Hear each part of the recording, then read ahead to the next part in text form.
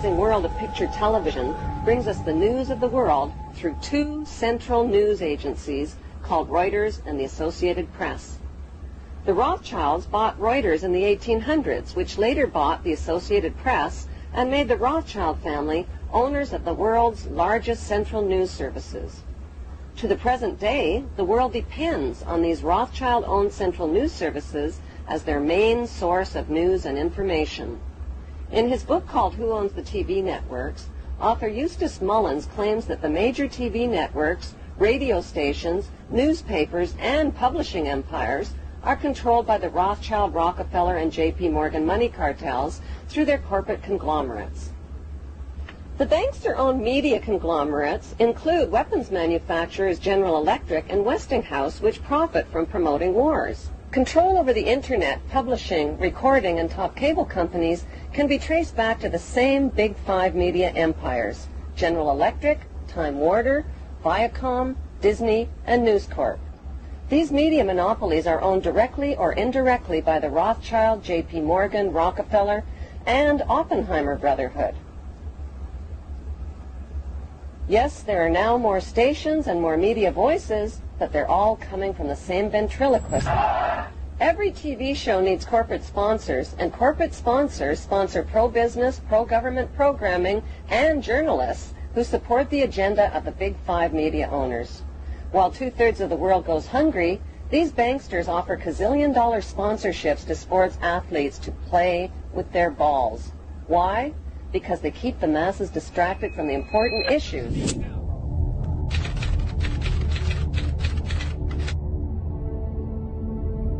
And welcome back to the show. I scream, you scream. You know the rest. I scream, you scream, you know the rest. I scream, you scream, you know the rest. I scream, you scream, you know the rest. I scream, you scream, you know the rest.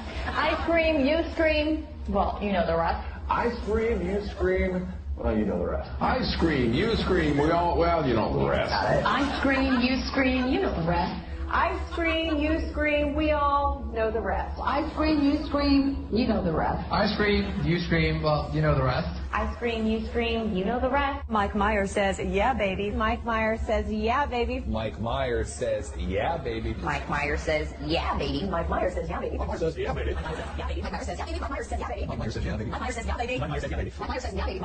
Myers. A child's happiness is priceless, especially on a birthday. A child's happiness is priceless, especially on a birthday. A child's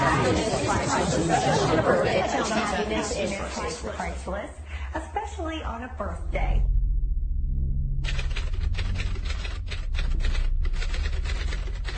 First, the severe flooding here in the Northeast as more rain continues to fall today. NBC's Michelle Kaczynski, I guess she's in a canoe, is in Wayne, New Jersey this morning. Hey, Michelle, good morning to you. Good morning. Well, obviously we're getting a nice break from the rain, but not the flooding. This is essentially now a part of the Passaic River in this neighborhood. It rushed in yesterday.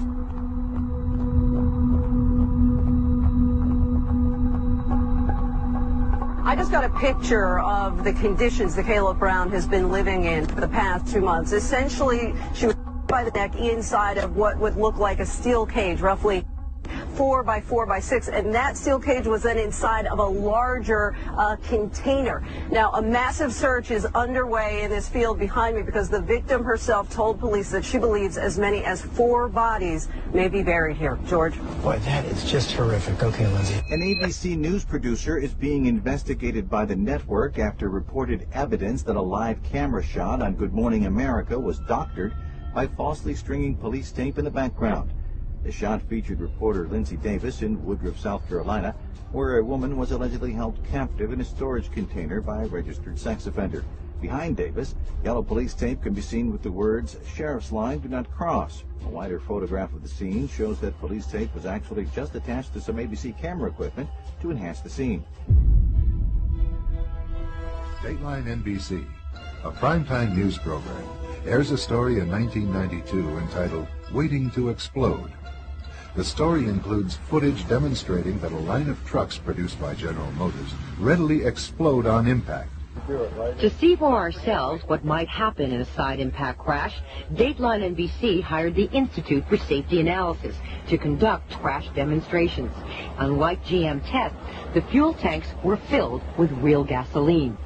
Look what happened. At impact, a small hole was punctured in the tank.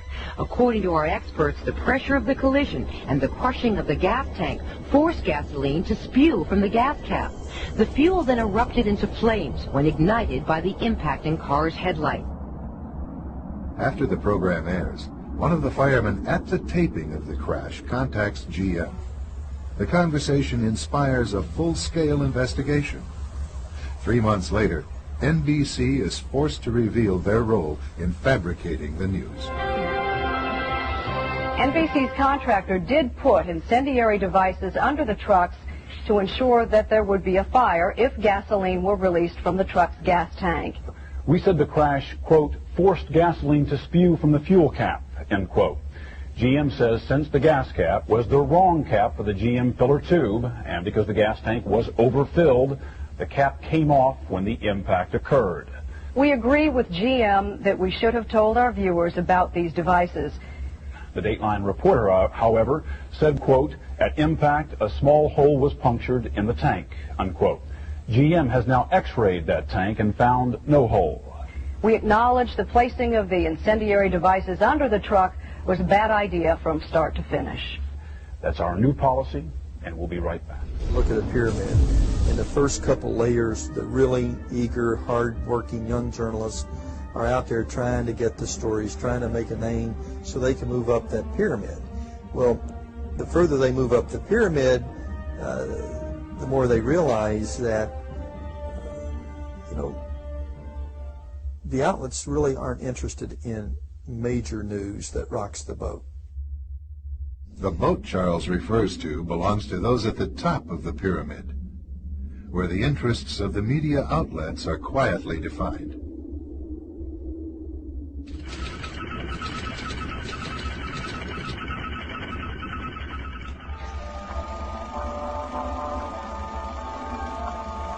The year is 1917, and Representative Oscar Callaway enters a disturbing statement into the U.S. Congressional Record. The statement reveals why J.P. Morgan interests hired 12 high-ranking news managers. The 12 were asked to determine the most influential newspapers in America. They were to figure out how many news organizations it would take to control generally the policy of the daily press of the United States. The 12 found it was only necessary to purchase the control of 25 of the greatest papers. An agreement was reached. The policy of the papers was bought, and an editor was placed at each paper to ensure that all published information was in keeping with the new policy. Soon, that policy would be defined by a front group formed by J.P. Morgan and his colleagues. In fact, Morgan's personal attorney was founding president of the organization, the Council on Foreign Relations.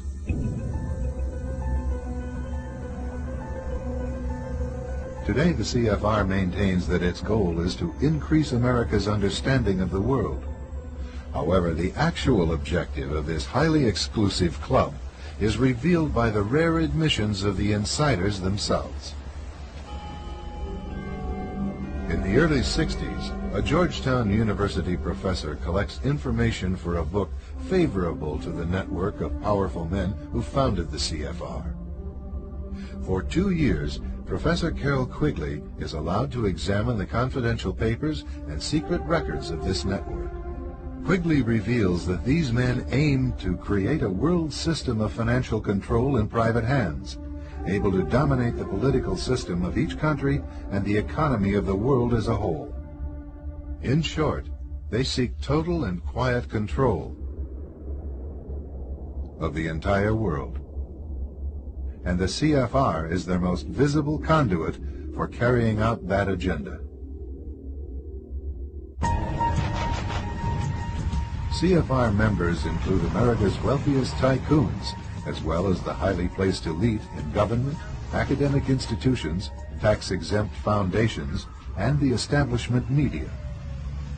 Ruling Class Journalists, written by Richard Harwood, describes the CFR membership as the ruling establishment in the United States. The Washington Post article boasted that news reporters who are CFR members do not merely analyze and interpret foreign policy for the United States, they help make it. Who are these policymakers? Many of their faces are familiar. NBC's Tom Brokaw, CBS's Dan Rather, ABC's Barbara Walters, Jim Lehrer of PBS, William F. Buckley of National Review, media mogul Rupert Murdoch, owner of the giant multifaceted News Corporation. These media heavyweights, and many others like them, are members of the CFR. Powerful corporations are also invited to become members. At the close of the 20th century, CFR influence presided over far-reaching consolidations of media control. In 1995, CFR members Michael Eisner of Disney and ABC's Thomas Murphy merged their media empires. Soon after the merger, the Disney-ABC empire becomes a CFR corporate member. In the year 2000, the world's largest internet service provider, America Online, joins forces with Time Warner, one of the world's largest news organizations. The CEOs favoring the move are CNN's Thomas Johnson and Time Warner's Gerald Levin, both CFR members. Once again, another media giant is created under the shadow of CFR influence. Today, an elite handful of individuals define the agendas that are supported by the empire of establishment news. Do you have any people being paid by the CIA who are contributing to a major circulation American journal? We do have people who submit pieces to two American journals. Do you have any people paid by the CIA who are working for television networks? This, I think, gets into the kind of getting into the details, Mr. Chairman, that I'd like to get into in executive session.